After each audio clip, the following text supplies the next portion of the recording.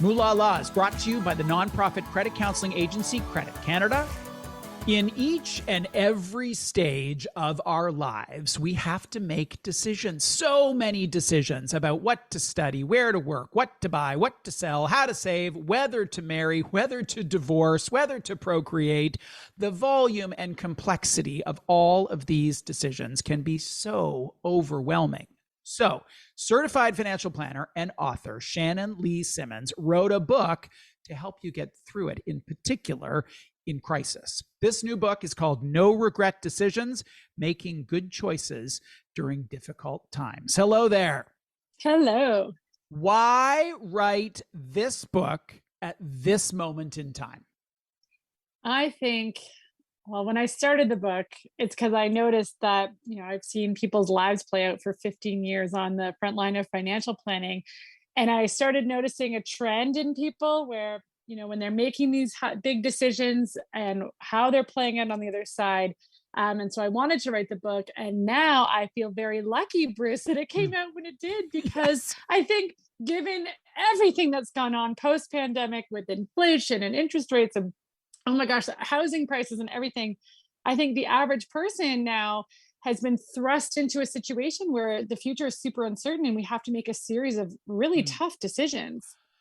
You share a really powerful story at the beginning of the book about your experience as a parent during the pandemic. And as a parent during the pandemic, I felt seen. I could relate to everything you said, the tears, the locking yourself in the bathroom, all that. You said to your toddler, quote, "It's not forever, it's just for now." We're now in the now. How do you feel now? Because I read that and I think, wow, you were right. Yeah, but I think the next line is, I hope I didn't just lie to him. It's one of those things where I still say that to a lot of people who are in situations where everything is in flux and the future is super uncertain. And one of the pieces of wisdom that I think this job has given me is being able to see that these are moments in our life. These are times and periods of our lives. There are hard years, but that doesn't mean it's indicative of the future forever. And it's the same even if you think about stock market returns and volatility in the market. It's not forever. It's just for now. It's the same idea. And so I think I didn't really know at the time, but it's one of those things that you have to hold on to. I remember saying it to myself like a mantra, like, this isn't forever. This is just for now. And that allows you somehow to shrink the problem from being this overwhelming, spiraling out of control. What does this mean in the future to what am I going to make for dinner? That, and we take it from huge to small. And I think when we're in these moments of whether it's a full out personal crisis or whether it's just massive decisions that need to be made where you're like looking forward thinking the stakes are so high. Sometimes it's really helpful to just be like, it's not forever. It's just for now. You have defined this phrase decision crisis in a unique way as an equation. Take us through that equation. So for me, we make decisions every day, but the ones that I'm talking about in this book and the motivation for making this book in the first place, which was pre-pandemic, was that often there are people who need to make decisions. And here's the formula, where there are high financial stakes, right? So we're not talking about a decision where, you're ordering a pizza or not. And it's like, oh, it's annoying. It's high financial stakes, high emotional stakes. And what I mean by that is that once you make this decision, your life will not be the same again. No pressure. So I'm like quitting your job. You quit on Tuesday, your life on Wednesday is different. Yeah. Getting married or asking someone to marry, to marry you, your life looks different the next day, depending on what they say. Either way, it's different. If you have a baby, if you retire, if you are getting a divorce, if you get diagnosed with a critical illness, like your life as you know it is different after this decision. So that's what I mean by high emotional stakes. And then plus uncertainty. So you have to make decisions with no real control over how things are going to play out. So your life is going to change. It's going to cost money and you can't guarantee the future. That's scary. And this happens in our life all the time. And I get pulled into these conversations as a certified financial planner and life coach because money's involved. So people are like, how much can I afford, or what do I need, or can I do this, or can I afford this? And so these conversations I've been having for like 15 years. I don't think I could have written this book 10 years ago, Mm, Bruce. I don't, yeah. because I didn't have the anecdotal evidence to see who's thriving on the other side and who's not. And that evidence has been the foundation for what you call the decision crisis playbook that has a bunch of tips under it. Number one, don't make decisions in panic mode. How do you put the pause on the panic button when the ceiling's falling in? Yeah, exactly. And I mean, if everyone can kind of relate to the pandemic as being the moment where your life looks different the next day, whether you liked it or not. I mean, we can all relate to that now too.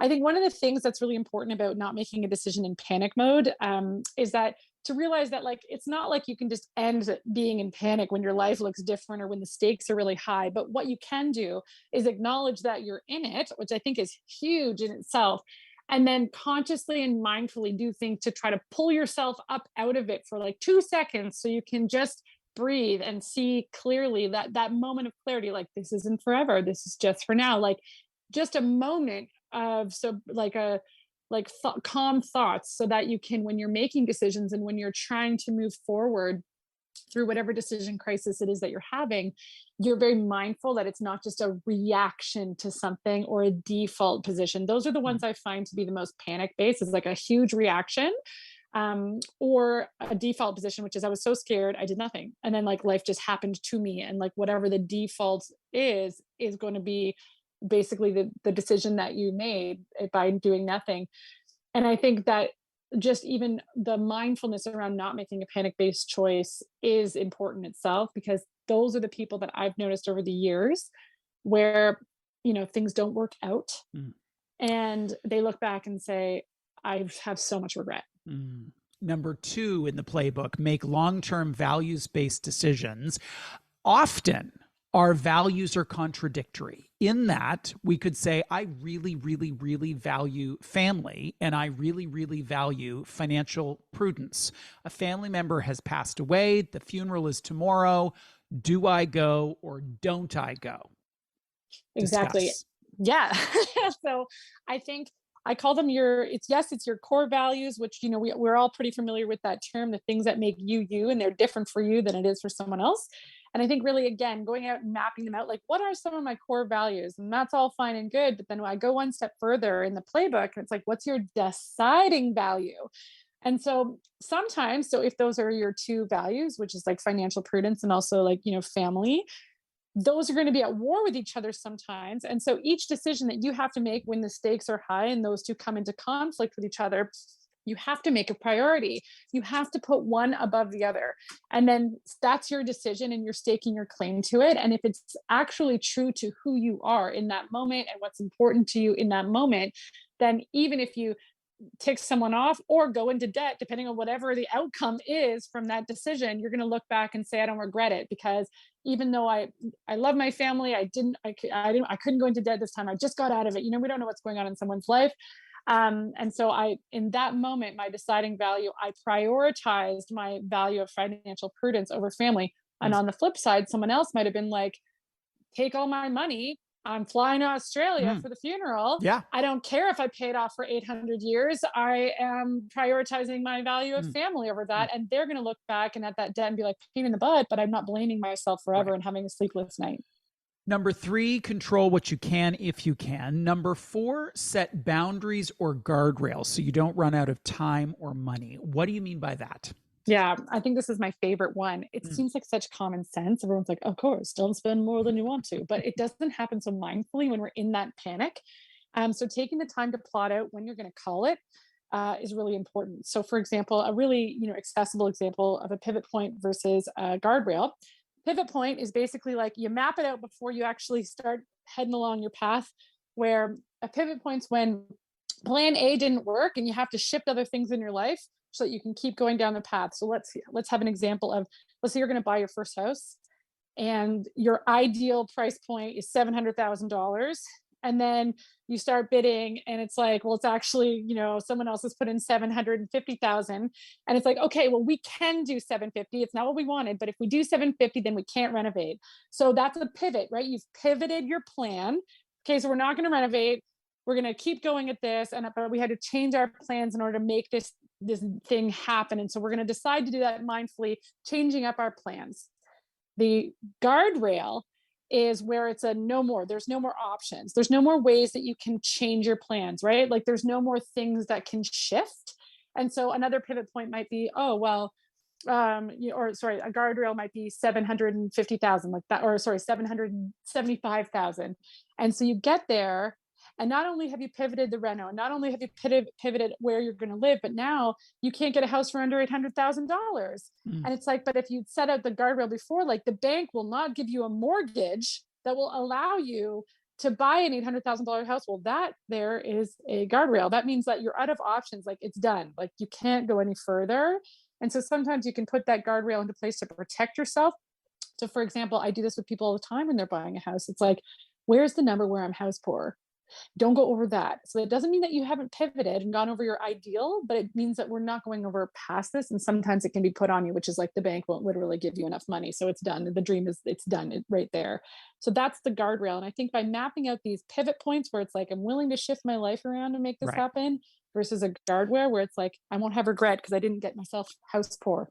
One last question before we go. The last part of the playbook, embrace your next normal. I love the nuance here. You did not say new normal. You said next. Why? Correct. Because we don't know what it is just yet. And your next normal is just your day-to-day life on the other side of this decision crisis. Once the dust settles, like you played your hand, and now you see where it's going to play out. I know, right? Whether this is like divorce or moving or whatever, like your day-to-day life is going to start again. And you're going to say, okay, well, this is the next normal. And I use the word next because there's going to be lots of next normals in our life. And again, it doesn't have to be forever. It can just be for now, because we can choose our way to another one if we don't like it. And when I say embracing, it's like, this book is really for people who are afraid about things not working out, because if you did the thing and it all worked out the way you wanted to, then great. But if you did the stuff, you did all the things, and then it doesn't work out the way that you wanted it to, can you look back and not have regret? And it's really about embracing it in the sense that, okay, this isn't what I wanted, but because I don't regret the decisions that I made when I look back, I don't blame myself. And that has been the number one piece of contentment and thriving and confidence on the other side of a decision crisis that I've seen over the last 15 years. Because those who look back when they're sitting in a situation where they don't love their day-to-day life and say, you know what, I made the best choice I could at the time, they have the confidence going forward. Whereas people who regret are afraid of more bad things happening to them because they don't trust that they'll be able to handle it. Shannon Lee Simmons, congrats on this latest book. And thank you for joining us to talk about it. Thanks for having me. The book is called No Regret Decisions, Making Good Choices During Difficult Times. I don't know how many times I made that sound during this interview. Must be the trigger of my life in those early weeks of the pandemic.